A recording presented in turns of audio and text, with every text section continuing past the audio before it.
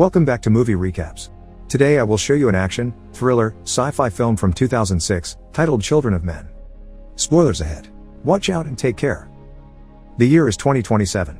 For almost 2 decades, humanity has been incapable of reproducing and it's now on the brink of extinction. This has caused society to collapse. The United Kingdom is one of the few remaining nations with a functioning government, which has caused a wave of refugees to illegally enter the nation. This has brought the army to patrol the streets, catching immigrants for imprisonment or even execution. The story begins when our protagonist, Theo Farron, enters a bakery to get some coffee and hears the news on the TV. The youngest person in the world passed away. After years of struggling with his celebrity status his age had earned him, he was attacked by a fan for not wanting to give out his autograph.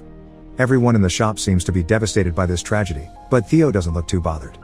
He leaves the bakery and only stops a few feet away to add whiskey to his coffee when suddenly there is an explosion from the shop. There's lots of screaming and alarms going off, but thankfully Theo doesn't get hurt. With an annoying ringing in his ears and still unbothered, Theo goes to work as if nothing had happened. In the office, almost nobody is getting actual work done. They're too busy crying over the loss of the world's youngest person. Theo takes this as an opportunity. He lies to his boss and tells him he's upset over the news too, so he asks permission to finish his work at home before leaving. On his way back, the train he's taken is constantly on the receiving end of stones from rebels and indigents. There also are many cages filled with refugees and guarded by the cops on the station. This still doesn't make Theo even blink. Outside the station, Theo meets with his old friend Jasper Palmer. After a hug, they get in Jasper's car and drive to his place in the countryside while discussing the bakery explosion, considering the idea it may have been the government itself that planted the bomb. They see a bus pass by, taking refugees to a camp in Bexhill. Jasper's place is hidden in the woods, so hidden that they need to stop the car and move some decoy branches away to be able to pass. Jasper makes fun of Theo for his lack of love life and his alcohol problem. He also offers him to come live with him, but Theo turns down the offer. Once they're inside the house, we learn through photos and newspaper clips that Jasper used to be a political cartoonist and his wife Janice was a photojournalist. These days, however, Jasper became a hippie and pot dealer, and Janice is in a catatonic state since she was tortured. There are also our old pictures of Theo with a woman and a little boy. After saying hi to Janice, Theo and Jasper hang out on the couch smoking and discussing various topics. Jasper mentions his main client is an immigration cop at the Bexhill camp, and they argue over the possible existence of the Human Project, a secret scientific organization with hidden facilities where they're trying to find a cure to humanity's infertility. Theo is back at his home the next day, and when he leaves for work, he's kidnapped in the street by a militant group called the Fishes. Face covered, they put him in the van and don't uncover him until they have him in Fishes territory. When Theo opens his eyes again, he is in a protected room, and he sees for the first time in years his ex-wife Julian Taylor, who apologizes for the theatrics, but they had to do this to avoid the police. She's been a wanted woman since their activist days, but Theo has left that life behind. After explaining they weren't the ones who put the bomb in the bakery, Julian takes Theo outside for a walk. The reason why she's made him come is that she needs transfer papers for a refugee girl to get to the coast, and Theo can get them through his cousin. Theo turns down the idea, and when Julian offers monetary compensation, he says he doesn't need her money, an obvious lie. Since he isn't collaborating, Julian makes her people cover his face again and take him out of their place. While on the van, one of the Fishes tells Theo this has never happened and that they'll always be watching him. Another one gives him a paper sign to hang on the tube in case he changes his mind. Then Theo is thrown in the middle of the street with some change for the bus. Sometime later, it seems Theo does end up changing his mind, because he pays his cousin Nigel, who works as a minister, a visit. A fancy car with its own driver picks him up and takes him to the private residence, where the minister keeps and restores classic works of art, like Michelangelo's David, which is missing a chunk of its leg. After hugging, they have lunch together with the minister's son, who ignores them completely while playing on a screen connected directly to his body. After asking his cousin about his wife, Theo asks for the transfer papers by making up a story that they're for his girlfriend to be able to visit her very sick brother in Brighton. Nigel points out it's a huge favor since it's highly controlled, and, after yelling at his son to take his pills, he asks Theo to follow him to the window, where he tells him he'll see what he can do. Theo wonders why Nigel keeps all this art when in 100 years there won't be anyone to look at it. Nigel replies he just doesn't think about it. Hours later, Theo is at a pub and is approached by one of the Fishes, Luke, who saw the sign Theo had been given posted outside. Theo explains he did get the papers, but they're joint, so he is the one who will have to escort the girl, a task he'll accept if he's paid more. Luke accepts because Julian thinks highly of Theo. The next day, Theo is approached by one of the Fishes again while he's betting on the dogs, a woman that shows him the same sign he used the day before.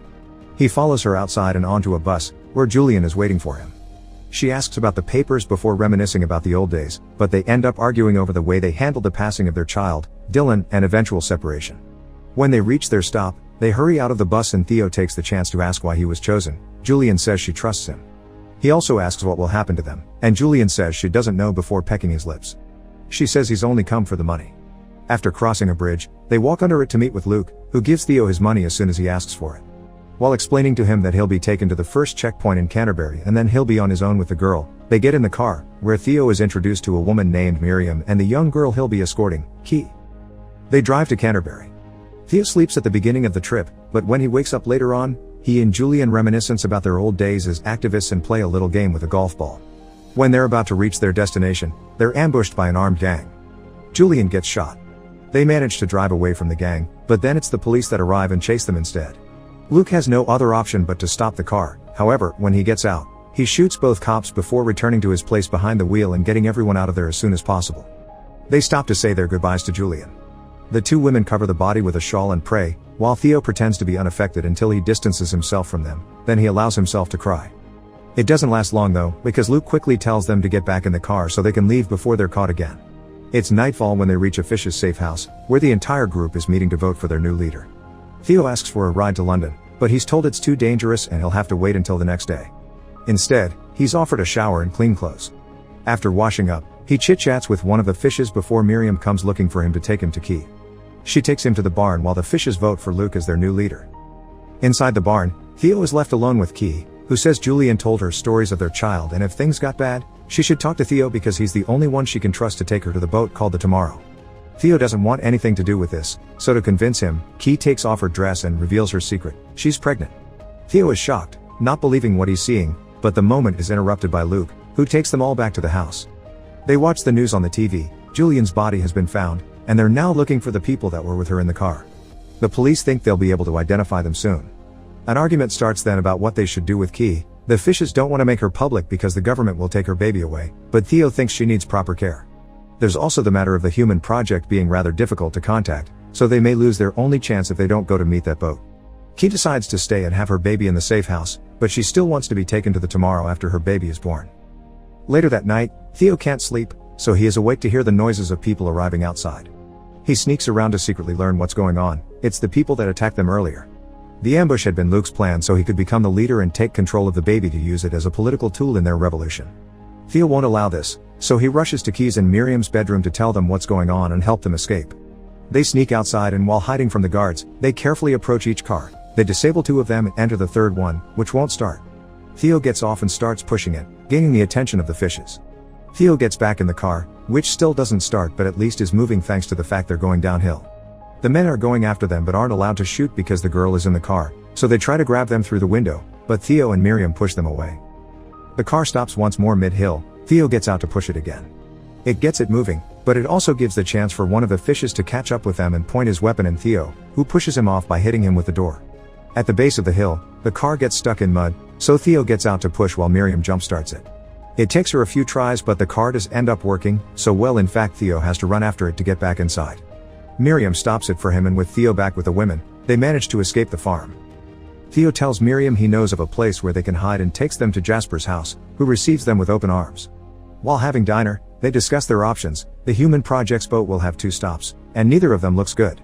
Windsmore is too far away to make it there in time, and the Bexhill is the refugee camp. Jasper thinks that's the solution, and tells them to eat while he gets some things ready. The next morning, Miriam is outside practicing something similar to yoga and Key is braiding Janice's hair. Theo approaches her and asks her about the pregnancy. She's 8 months pregnant and she doesn't know who the father is. At that moment, Jasper returns with a plan. The group can go to the Bexhill camp and meet with Jasper's cop buyer, who will smuggle them inside so they can get to their boat. Key accepts this plan. Night falls. While Theo is having a drink, he hears the others sharing a smoke and chatting.